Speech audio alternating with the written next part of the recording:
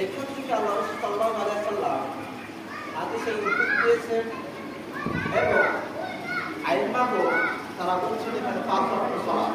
এই যে ফাসালি সালাতের অন্তর্গত সালাত, তার কারণে একজন মানুষ মুসলিম হয়ে তাহলে কুরবানি করবে, তাই না? যে মানুষ মুসলিম না হয় তার কুরবানি ফলন নেই, আছে কি কুরবানি ফলন?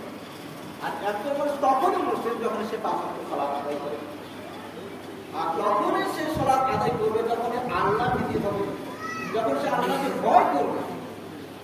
এজন্য আল্লাহ রাব্বুল আলামিন দেখেন, আমি বারবার বলছিলাম কোরআন হাদিসটা এমন সুন্দর যে একটা আরেকটার সাথে মিলে আছে, সামঞ্জস্য ছিল।